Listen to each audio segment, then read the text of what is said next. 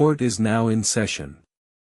Today's case involves a betrayal so deep it shatters the very definition of family. A brother, a wife, and parents who think blood excuses everything. You're the jury today. Listen to the evidence and let me know your verdict in the comments. Would you forgive the unforgivable? Let's dive in. I used to believe that family was a safety net.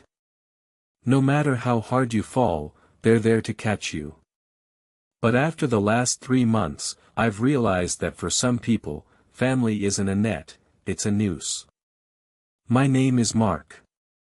I'm 31, and until recently, I thought I had the perfect life. I've been married to Sarah for 4 years. We were the couple everyone envied. We had the house, the dog, and the plans for a nursery. My younger brother, Caleb, was my best friend. He's 27, charming, and always been the wild child of the family. My parents, Robert and Diane, always enabled him. That's just Caleb, they'd say whenever he crashed a car or borrowed money he never intended to pay back. Sarah and I had been trying for a baby for 18 months. When she finally walked into the living room 2 months ago, crying and holding a positive pregnancy test, I felt like I'd won the lottery. I called my parents immediately. I called Caleb. We had a big family dinner to celebrate. But something felt off. Sarah wasn't just happy, she was twitchy. She wouldn't look me in the eye. And Caleb? He was oddly quiet.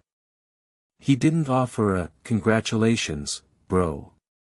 He just sat there nursing a beer, looking at the floor. The incident happened 3 weeks later. I came home early from a business trip because my flight was cancelled. I wanted to surprise Sarah. Instead, I walked into my own bedroom and found my world in ashes. I didn't catch them in the act. It was worse. I found them arguing. Sarah was sobbing, and Caleb was pacing. "You have to tell him, Sarah," Caleb hissed. "If that kid comes out looking like me, we're both dead." "I can't," Sarah wailed. "Mark loves this baby. If I tell him it's yours, he'll leave me. He'll take the house. I'll have nothing." I stood in the doorway, my suitcase still in my hand. It felt like the floor had turned into liquid. I think I made a sound, a choked, dying animal sound, because they both spun around. The look on their faces wasn't even guilt. It was pure, unadulterated terror. I didn't scream. I didn't swing. I just felt empty. I walked out of the house, got in my car, and drove to a motel. I blocked both of them immediately. The next morning, the family council began. My phone exploded. Not with apologies from Sarah, but with calls from my mother. I finally picked up. "Mom, if you're calling to tell me how sorry they are, save it." "Mark, honey," my mom said, her voice dripping with that manipulative sweetness she uses when she wants something. "We know it's a mess. Caleb is devastated.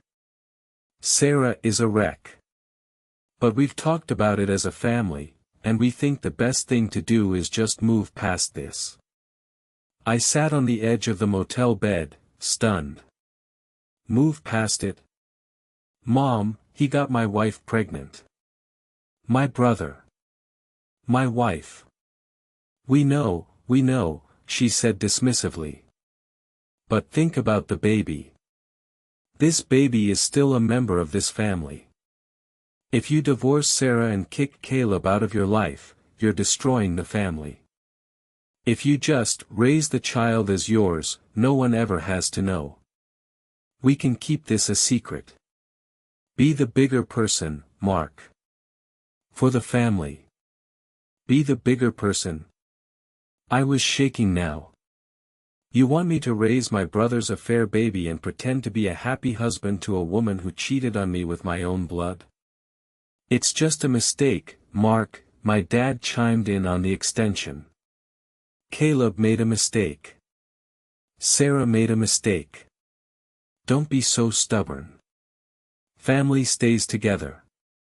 That was the moment I realized I wasn't just dealing with a cheating wife and a backstabbing brother. I was dealing with a cult. A family cult where blood was a get-out-of-jail-free card for the most disgusting behavior imaginable. I didn't answer them. I hung up. I hired the most aggressive divorce attorney in the city. I'll call him the Shark. I told him everything. I told him I wanted the house, the savings, and I wanted a court-ordered DNA test as soon as the baby was born, or legally possible, to ensure I was never put on the birth certificate. While the legal gears were turning, the forgiveness campaign intensified. My parents started showing up at my office. They sent my aunts and uncles to call me. They even tried to get my pastor involved. The narrative they were spinning was insane. To the rest of the extended family, they weren't telling the truth. They were saying Sarah and I were having marital struggles, and that I was abandoning my pregnant wife during a mental health crisis. They made me the villain. So, I decided to play their game. I invited my parents, Sarah, and Caleb to a reconciliation dinner at a high-end restaurant. They thought they had won. Sarah showed up looking humbled, wearing the maternity dress I'd bought her. Caleb looked like he wanted to be anywhere else, but he was forced there by my parents to make amends. My parents were beaming. I knew you'd come around, Mark, my dad said, reaching for the wine list. Family is everything. You're right, Dad, I said, smiling calmly. Family is everything. And that's why I've made some decisions. I pulled out a stack of envelopes. Since we're all about honesty and keeping the family together, I thought I'd share some gifts. I handed the first envelope to my parents. Inside wasn't a family photo. It was a copy of the private investigator's report I'd commissioned. It didn't just have details of the affair, it had bank statements. It turns out, Caleb hadn't just been sleeping with my wife, he'd been borrowing money from my parents' retirement account for years, using Sarah as a middleman to hide the transfers. He'd stolen over $40,000 from them to fund his gambling habit. My parents' faces went from smug to ashen as they read the numbers. I handed the second envelope to Sarah. It was the divorce petition. But more importantly, it was a copy of the morality clause in our prenuptial agreement. Because she had cheated, and I had the PI photos to prove it, she was entitled to exactly zero of the equity in the house and no alimony. The third envelope was for Caleb.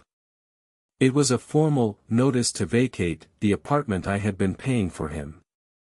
I was co-signed on the lease.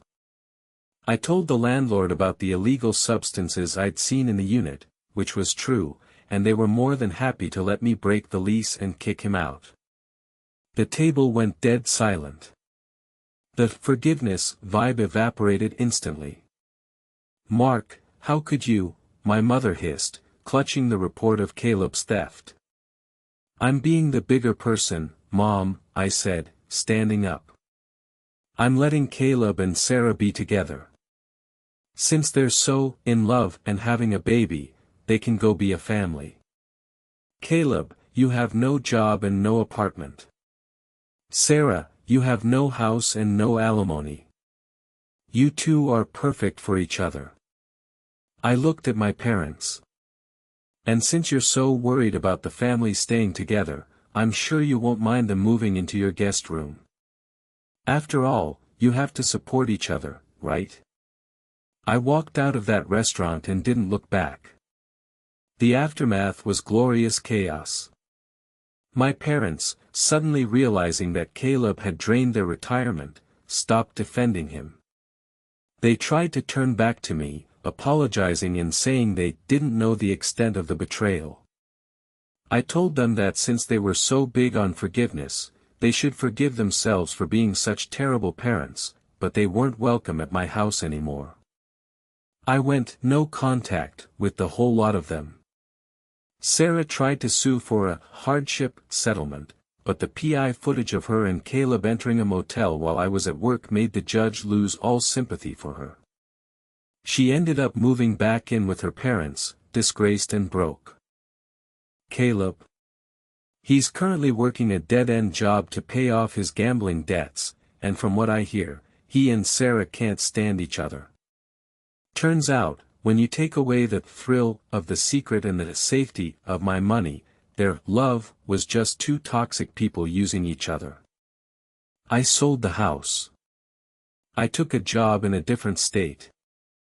I'm currently sitting on a patio in a city where no one knows my name, drinking a beer and enjoying the silence. I'm not a husband anymore. I'm not a brother. And I'm certainly not a bigger person. I'm just free. So, jury, did I go too far by nuking the entire family, or was it the only way to escape the noose? What's your verdict? Let me know in the comments.